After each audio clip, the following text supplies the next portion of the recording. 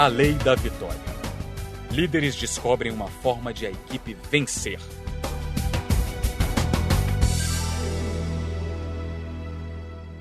Você já pensou sobre o que diferencia os líderes que vencem dos que perdem?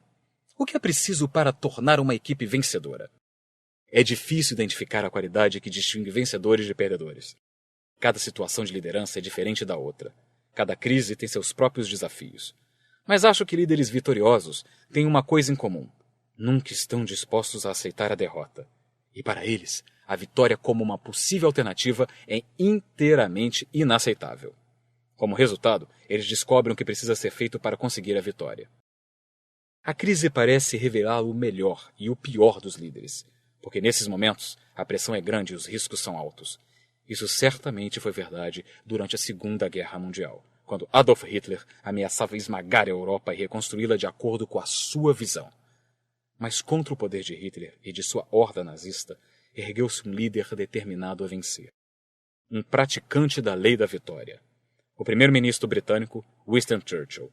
Ele inspirou o povo britânico a resistir a Hitler e, por fim, vencer a guerra. Em 1932, muito antes de se tornar primeiro-ministro, Churchill nos alertou contra os nazistas. Não se iludam. Não acreditem que o que a Alemanha pede só é igualdade. Eles procuram armas. E quando as tiverem, acreditem em mim, pedirão de volta os territórios ou as colônias que perderam. Como líder, Churchill podia ver o que estava por vir e tentava preparar o povo da Inglaterra para o que considerava uma luta inevitável. Nos anos seguintes, continuou a falar contra os nazistas. Em 1938, quando Hitler anexou a Áustria, discursou perante os membros da Câmara dos Comuns. Durante 5 anos falei à Câmara dos Comuns sobre essas questões, mas não obtive grande sucesso. Vi esta famosa ilha descer de forma incontinente, submissa, a escadaria que leva a um abismo tenebroso. Agora, finalmente, chegou a hora de levantar a nação. Talvez seja a última oportunidade de levantá-la e termos a chance de evitar a guerra ou a chance de conseguir a vitória, caso nossos esforços para evitá-la fracassem. Infelizmente, o primeiro-ministro Neville Chamberlain e os outros líderes da Grã-Bretanha não se levantaram contra Hitler. Eles não estavam preparados para fazer o necessário para conseguir a vitória. E mais uma parcela da Europa caiu frente aos nazistas. Em meados de 1940, a maior parte da Europa estava sob o tacão da Alemanha. Mas aconteceu algo que mudou o curso da história do mundo livre. A liderança da Inglaterra foi dada a Winston Churchill, com 65 anos de idade na época, um líder corajoso que colocara a lei da vitória em prática durante toda a sua vida. Ele se recusou a se curvar às ameaças nazistas. Por mais de um ano, a Grã-Bretanha enfrentou sozinha a ameaça de invasão alemã. Quando Hitler indicou que queria fazer um acordo com a Inglaterra, Churchill o desafiou. Quando a Alemanha começou a bombardear a Inglaterra, os britânicos continuaram a resistir firmemente. E durante todo esse tempo, Churchill buscou uma forma de conseguir a vitória, pois ele não aceitaria nada menos que a vitória. Churchill convocou o povo britânico repetidas vezes. Começou assim que se tornou primeiro-ministro. Temos diante de nós um sofrimento do tipo mais terrível. Temos diante de nós muitos longos meses de luta e sofrimento. Vocês perguntam, qual é a nossa política? Eu digo, é travar a guerra no mar, na terra e no ar, com todo o nosso poderio e toda a força que Deus pode nos dar. Fazer a guerra contra uma tirania monstruosa, nunca superada no tenebroso e lamentável catálogo dos crimes humanos. Esta é a nossa política. Vocês perguntam, qual é a nossa meta? Posso responder em uma só palavra, vitória. Vitória a qualquer custo. Vitória, apesar de todo o terror. Vitória, por mais longo e difícil que seja o caminho. Pois sem a vitória não há sobrevivência. Enquanto isso, Churchill fazia tudo o que estava a seu alcance para prevalecer.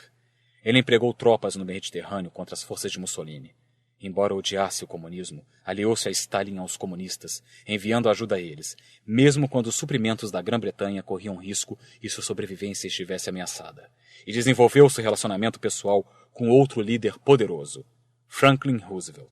Embora o presidente dos Estados Unidos relutasse em entrar na guerra, Churchill se esforçou para construir um relacionamento com ele, esperando transformar essa amizade e respeito mútuo em uma completa aliança de guerra. Com o tempo, seus esforços foram recompensados.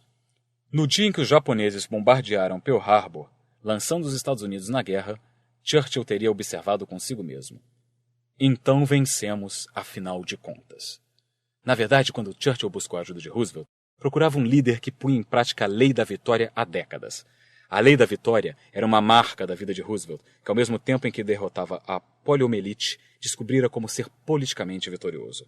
Quando foi eleito presidente e se tornou responsável por tirar o povo americano da Grande Depressão, era apenas mais uma situação impossível que ele aprendeu a superar. E ele superou. Ao longo da década de 30, o país, em grande parte graças à sua liderança, recuperava-se lentamente. Assim como o primeiro-ministro levantou a Inglaterra, o presidente reuniu o povo americano e o uniu em uma causa comum. Algo que ninguém fizera antes nem fez depois. Para Churchill e Roosevelt, a vitória era a única possibilidade. Se eles aceitassem menos, o mundo poderia ser um lugar muito diferente hoje.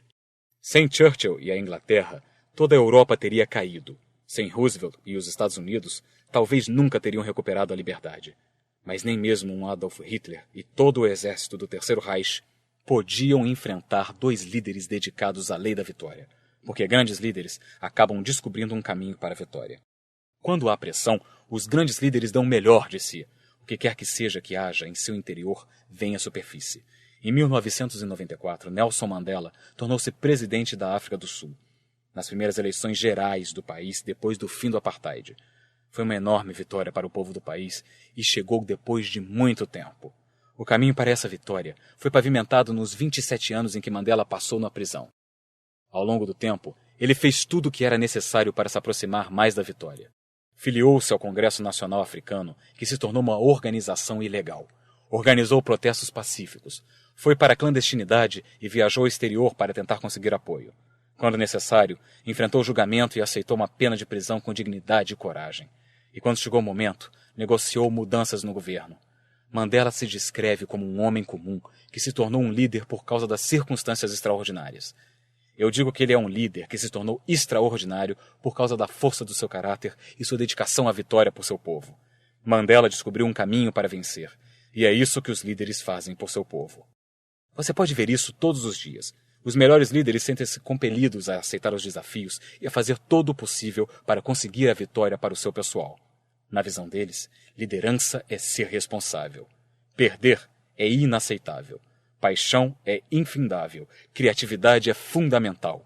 Desistência é impensável. Compromisso é inquestionável. Vitória é inevitável.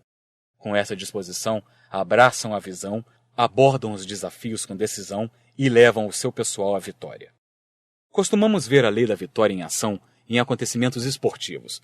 Em outras áreas da vida, os líderes fazem a maior parte do seu trabalho nos bastidores, e nunca conseguimos ver exatamente o que acontece nesses bastidores. Mas em um jogo de futebol, você pode realmente acompanhar um líder trabalhando para conseguir a vitória. E quando o jogo termina, sabe exatamente quem ganhou e a razão por que isso aconteceu. Jogos têm resultados imediatos e mensuráveis. No que diz respeito à lei da vitória, um dos maiores líderes esportivos foi o jogador de basquete Michael Jordan. Ele era um atleta impressionante, mas também um líder excepcional. Ele viveu e respirou a lei da vitória todos os dias em que jogou. Quando o jogo estava equilibrado, Jordan encontrava uma forma de seu time vencer. Seu biógrafo, Mitchell Krugel, disse que a tenacidade e a paixão pela vitória de Jordan eram evidentes em todos os setores de sua vida. Ele exibia essas duas características até mesmo nos treinamentos, quando seu time, o Chicago Bulls, era dividido em titulares e reservas. Nos treinos do Bulls, os titulares eram conhecidos como o time branco. Os reservas vestiam vermelho. O ex-técnico do Bulls, Lowery, colocou Jordan no time branco desde o primeiro dia. Com Jordan e seu companheiro, Joe Wright, o time branco conseguia facilmente vantagens de 8-1 ou 7-4 em partidas de 11 pontos. O time que perdia essas partidas sempre tinha de dar uma corrida depois do treino. Era nesse momento que Lowery passava Jordan para o time vermelho, e o time vermelho vencia na maioria das vezes. Jordan demonstrou o mesmo tipo de tenacidade sempre que entrou em quadra. No início de carreira, Jordan se baseava principalmente em seu talento pessoal e em seu esforço para vencer os jogos. Mas à medida que amadurecia, ele passou a dar mais atenção a ser um líder, fazendo todo o time jogar melhor. Jordan achava que muitas pessoas negligenciaram isso. É o que todos pensam quando não jogo. Eles podem vencer sem mim? Por que ninguém pergunta a razão para isso ou qual é a minha contribuição que faz toda essa diferença? Aposto que ninguém nunca dirá que eles sentem falta da minha liderança ou da minha capacidade de tornar os companheiros melhores. E é exatamente o que ele oferece. Líderes sempre encontram uma forma do time vencer. Descobrir uma forma de ajudar seu time a vencer foi a marca de muitos fantásticos jogadores de basquete do passado. Um jogador como Bill Russell, pivô do Boston, avaliava seu jogo em função de se ele ajudar a todo o time a vencer melhor. E o resultado disso foi a conquista de 11 títulos da Liga Profissional Norte-Americana de Basquete. Johnson, ala do Lakers Magic, escolhido melhor jogador da liga 3 vezes e vencedor de 5 campeonatos, era um cestinha fantástico, mas sua maior contribuição era a capacidade de comandar o time e colocar a bola nas mãos de seus companheiros. E Larry Bird, que deu tudo aos Celtics na década de 80, mostrou que era líder do time não apenas como jogador. Foi escolhido calouro do ano, melhor jogador da liga 3 vezes e levou sua equipe a 3 campeonatos da liga. Mas também como técnico. Em seu primeiro ano como técnico principal do Indiana Pacers, foi escolhido técnico do ano da liga após levar seu time a um recorde de 58-24, o melhor percentual de vitórias da história do clube. Bons líderes descobrem uma forma de seu time vencer.